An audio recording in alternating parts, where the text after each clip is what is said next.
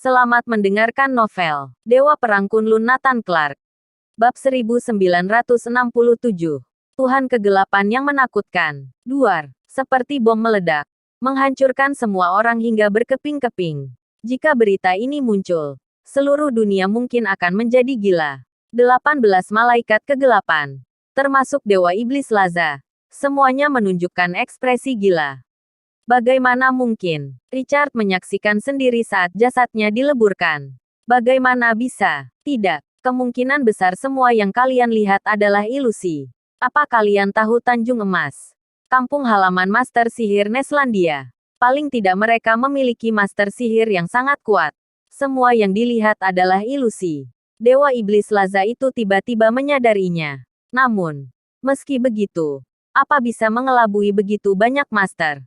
Sebelumnya ada yang mengumumkan detail dari pertarungan tersebut. Nathan Clark memang dipukuli sampai mati. 18 malaikat kegelapan masih berdiskusi. Mereka menyimpulkan bahwa Nathan Clark pasti sudah mati. Mungkin selanjutnya jasadnya diselamatkan oleh Master Sihir. Suara agung Tuhan Kegelapan terdengar kembali. Orang yang aku suka tidak akan buruk. Hanya saja aku tidak menyangka. Baru berbicara setengah. Suaranya tiba-tiba berhenti. Semua orang semakin bingung dengan apa yang dimaksud dengan Tuhan Kegelapan. Mungkinkah Nathan Clark melakukan sesuatu yang tidak terduga? Tidak. Jika Nathan Clark masih hidup itu adalah mukjizat. Namun dari nada suaranya, tampaknya Nathan Clark masih hidup dan tidak mengejutkan Tuhan Kegelapan. Pasti masih ada hal lain. Kuharap ini hanya kebetulan. Hanya kebetulan saja. Desahan berulang dari Tuhan Kegelapan bergema di kastil seperti guntur. Semua orang semakin pusing mendengarnya. Apakah ada sesuatu dari Nathan Clark yang ditakuti Tuhan Kegelapan? 18 malaikat kegelapan adalah yang paling mengerti seberapa kuat Tuhan Kegelapan. Dia adalah sosok seperti dewa. Keberadaan ekstrim yang sebanding dengan laboratorium para dewa. Di Balai Rahalang Dewan Angkasa. Sebuah sosok datang. Dia membungkukkan tubuhnya sedikit dan berdiri di depan Balai Rahalang untuk menunjukkan rasa hormat. Mengapa kamu datang ke sini? Sebuah suara datang dari dalam. Sedikit mengungkapkan keterkejutannya. Aku di sini hanya untuk melakukan konfirmasi apakah Nathan Clark sudah mati. Kata pria itu. Benar saja. Hanya kamu yang meragukan hal ini. Haha. Tawa datang dari dalam. Lalu apa jawabannya? Pria itu terus bertanya. Hahaha. Hanya ada tawa dari Balai Rahalang. Aku mengerti. Pria itu berbalik dan pergi. Sebuah pekarangan rumah di Gandala. Tempat tinggal Dewa Pembunuh Sederhana. Di samping kekuatan seni bela diri, Dewa Pembunuh Sederhana juga orang yang sangat kaya. Dia ternyata memiliki 6 rumah dengan halaman luas di Gandala. Semuanya terlebih lagi, jejak Dewa Pembunuh Sederhana tidak pasti. Di tempat lain juga memiliki properti lain. Dewa Pembunuh Sederhana sedang minum teh untuk menenangkan emosinya. Tewasnya Nathan Clark membuatnya sulit menerima kenyataan beberapa waktu ini. Nathan Clark adalah lawan terkuat yang pernah dia temui. Dan juga penyelamatnya. Meskipun Nathan Clark muncul sebagai dokter, dia tetap mengenalinya. Dia terus mencari kesempatan untuk membalas kebaikan ini. Tampaknya kesempatan sudah hilang sekarang. Hais. Dewa Pembunuh Sederhana menghela nafas panjang. Pada saat ini, daun telinga Dewa Pembunuh Sederhana bergerak. Mendengar ada gerakan di luar. Siapa? Dewa Pembunuh Sederhana berseru. Saat ini dalam pekarangan rumah hanya ada dia sendiri. Kepala pelayan dan murid-muridnya telah diminta pergi. Bahkan serangga di halaman tidak bisa lepas dari telinganya. Bagaimana bisa ada gerakan? Duar. Dewa Pembunuh Sederhana mengubah wujud menjadi petir dan muncul di halaman. Dia langsung menuju arah datangnya suara gerakan. Ada seseorang yang berdiri di hadapannya. Siapa? Dia berkata dengan dingin. Tatapan tajamnya jatuh pada wajah pria itu. Apa? Ketika dia melihat wajah pria ini dengan jelas, dia menunjukkan ekspresi ketakutan yang luar biasa. Sulit dipercaya. Ternyata kamu. Dewa Pembunuh Sederhana menelan ludah. Bab 1968. Misteri Keabadian Nathan Clark, bagian 1. Dewa Pembunuh Sederhana tidak pernah menyangka baru saja dia menyayangkan kematian Nathan Clark. Detik berikutnya, dia muncul di depannya. Sosok ini sama sekali bukan hantu atau halusinasi.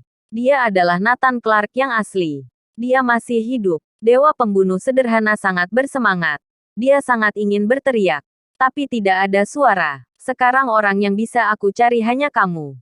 Nathan Clark tersenyum. Alasan mengapa dia datang mencari dewa pembunuh sederhana sangat sederhana. Pertama, semua orang di dunia tahu bahwa dewa pembunuh sederhana terkena racun.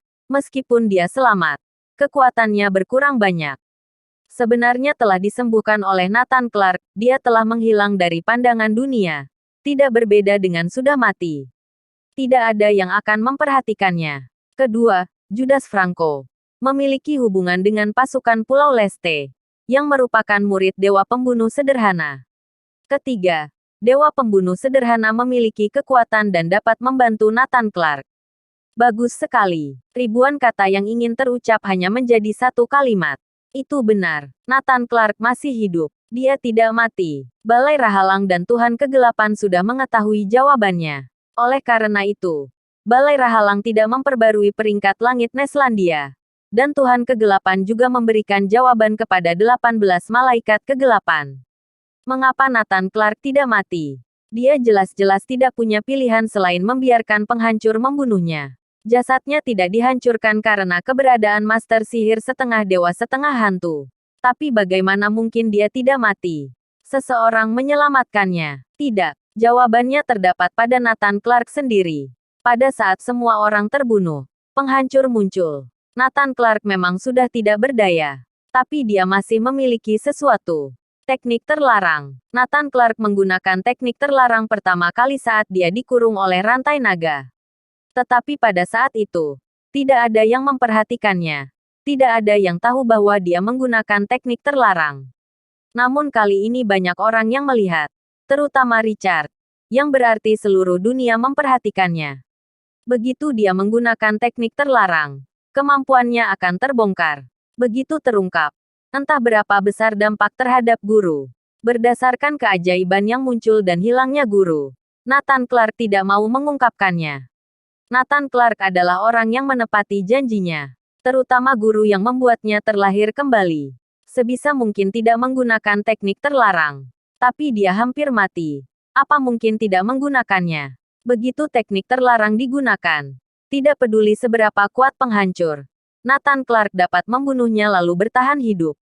Namun, dengan cara ini, kartu terakhir dan teknik terlarangnya akan diketahui oleh Richard.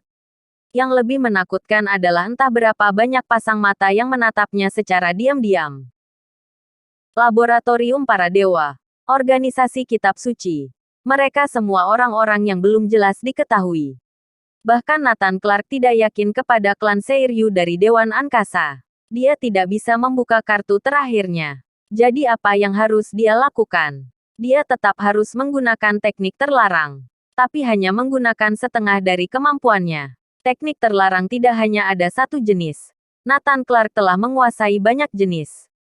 Ada teknik terlarang yang disebut mengelabui dunia. Teknik terlarang ini ajaib. Begitu digunakan pada orang tertentu atau pada diri sendiri, maka semua aura akan hilang. Begitu aura menghilang, tidak peduli seberapa kuat orang itu atau seberapa canggih mesin, tidak dapat mendeteksi keberadaannya. Seolah-olah menghilang dari dunia ini. Jika tidak melihatnya dengan mata kepala sendiri, maka tidak akan pernah menemukan orang itu.